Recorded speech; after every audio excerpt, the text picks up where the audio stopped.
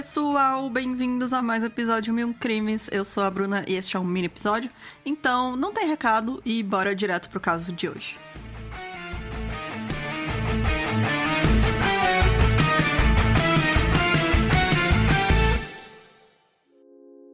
Tô de volta aqui com os casos antigos, que eu sei que tem muita gente além de mim que gosta.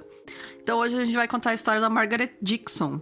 Ela nasceu por volta de 1702, não se tem muita certeza, né? Mas pelos registros da data da morte dela, imagina-se que seja em 1702, só não sei o dia nem o mês, em Muggsleburgh, que fica a mais ou menos 8 quilômetros de Edimburgo, na Escócia. Ela cresceu numa família muito religiosa, o pai dela era alcoólatra e a mãe dela, como era o padrão da época, né, era uma mulher muito submissa. E a Margaret, ela era uma mulher à frente do tempo dela, porque ela cresceu questionando muitas coisas e no casamento dela, ela jurou que ela não seria controlada por nenhum homem, nem mesmo seu marido. Então, a dona Margaret, a Meg, como ela era conhecida, a Meg tinha umas ideias bem progressistas aí pra época. Então, mais velha, ela se casou com um pescador, que era uma profissão muito comum naquela região, né? E os dois tiveram 2 filhos juntos. Mas quando o marido dela passava meses no mar, a Margaret e seus filhos mal conseguiam sobreviver. Ela vendia peixe no mercado público e com muita dificuldade ela conseguia alimentar ela e as crianças. Mas eles eram muito, muito pobres, eles passavam necessidade de verdade. Algumas fontes dizem, então, que a Margaret começou a se prostituir para ganhar dinheiro. Outras dizem que ela não chegou a fazer isso, mas o fato é que ela descobriu que ela gostava muito de sexo. Não se sabe se realmente foi por conta, né, dela começar a se prostituir, enfim, aí ela descobriu esse novo mundo. E ela gostou da liberdade que ela conseguiu ter, né? Então, quando o marido dela abandonou ela completamente para entrar para a Marinha, a Margaret entregou os filhos para serem criados por amigos e ela foi viajando na direção de Newcastle para ficar com parentes e procurar notícias do seu marido, porque até então ela não sabia o que tinha acontecido com o fulano, né?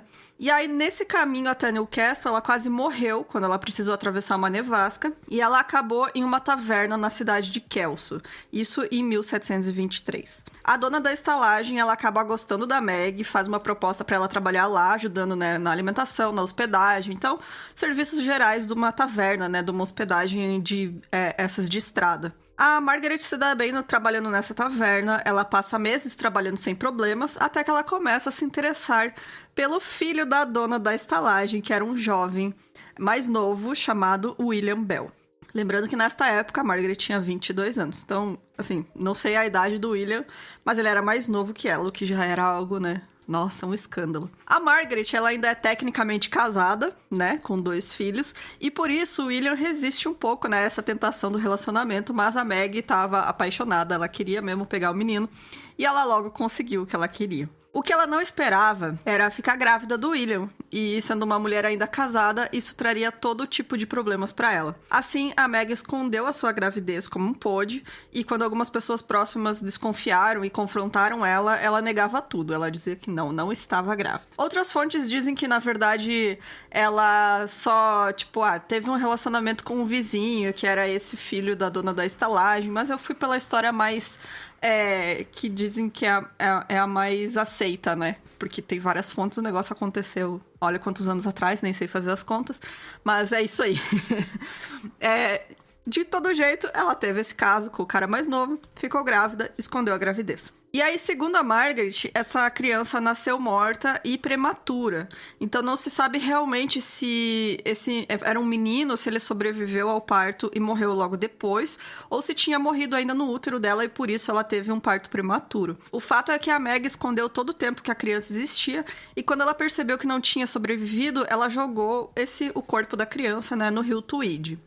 Esse corpo do menino recém-nascido logo foi encontrado e as autoridades não demoraram para fazer o caminho até a Margaret, né? Porque as pessoas diziam que ela parecia grávida e ela morava próximo a esse local onde o corpo foi encontrado e também teriam encontrado evidências de que alguém havia dado à luz ali por perto também. Um médico fez uma autópsia e ele declarou que ao colocar os pulmões do bebê na água, eles flutuaram. E isso seria um sinal de que a criança havia respirado.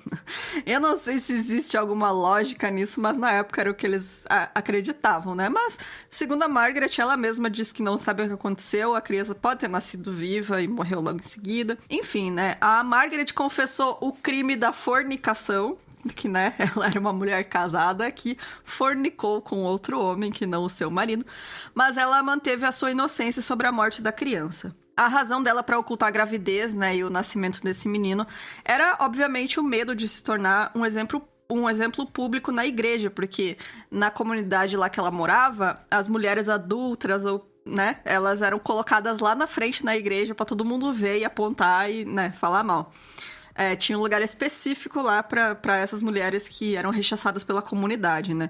E ela também ia ser motivo de chacota para todos os seus vizinhos, ia todo mundo infernizar a vida dela. Ela já tinha uma vida meio infernizada por ser uma mulher que morava sozinha, né? Mas ela tinha a desculpa de que o marido dela era pescador e estava sempre fora, então ela conseguia se virar. Ela disse também que, de repente, entrou em trabalho de parto mais cedo do que ela esperava, e suas agonias não apenas impediram de obter assistência, mas também deixaram ela em estado de insensibilidade, de modo que ela não sabia dizer o que aconteceu com o seu filho porque ele havia morrido. Então, ela pariu sozinha essa criança e ela ficou num estado tão em choque, né? E que ela realmente não lembrava o que tinha acontecido. Só que a criança morreu. Ela foi a julgamento em Edimburgo e, com base nessas evidências médicas questionáveis da época, né, de que a criança tinha nascido viva, a Margaret foi condenada e sentenciada à morte. A Meg, então, foi enforcada em uma execução pública, como era de praxe na época, no Grassmarket de Edimburgo em 2 de setembro de 1724, aos 22 anos de idade. A execução dela foi seguida por um tumulto quando os amigos e parentes brigaram com estudantes de medicina pela posse do corpo dela. E os amigos e parentes venceram, e aí, então a Meg foi colocada em um caixão para ser transportada para Musselburgh, que era, né, a cidade dela, a cidade natal, para ser enterrada junto aos seus familiares. E aí vocês devem estar se perguntando, por que essa história é tão conhecida? Porque o que acontece em seguida é algo que entrou para a história. Os homens encarregados de transportar o corpo da Meg, eles pararam no meio do caminho numa aldeia chamada Peppermill, a cerca de 3 quilômetros de Edimburgo, para se refrescarem, tomar alguma bebida e tal, e seguir viagem. E aí eles deixaram a carroça com o caixão e o corpo perto da porta. Enquanto eles estavam bebendo, um dos homens pensou ter visto a tampa do caixão se mover e foi em direção à carroça e descobriu ela. Ele percebeu que algo se movia no caixão, e aí ele e os outros homens que estavam lá foram correndo pra carroça, todos mortos de medo, com o cu na mão. E aí o jardineiro, que também estava bebendo na casa, ele foi até o caixão. Ele teve, né, a presença de espírito de abrir um buraco na madeira até eles conseguirem abrir a tampa, porque ele percebeu que a mulher ali dentro estava viva, não era um zumbi nem um fantasma. E 1 hora depois, a Margaret estava tão bem que ela pôde dormir normalmente, foi pra cama, e na manhã seguinte ela foi andando até Musselburgh. Então ela só acordou, tirou a sonequinha, né? Tá tudo certo, e foi andando pra casa. E aí, de acordo com as leis escocesas da época, toda pessoa sobre quem o julgamento do tribunal foi executado não tem mais o que sofrer. Afinal, ela foi condenada à morte, ela foi enforcada, foi declarada morta no local, né? E é isso. Ela voltou depois, ela não pode ser condenada à morte novamente. E também, além disso, né, se o executado for declarado legalmente morto, o casamento dela foi dissolvido. Depois disso também. Então ela não só voltou à vida, ela voltou solteira.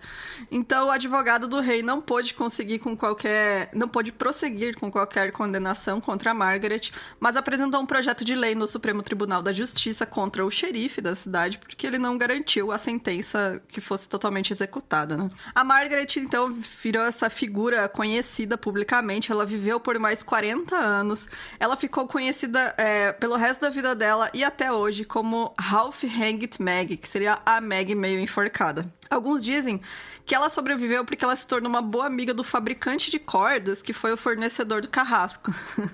Então a Meg era boa de lábia.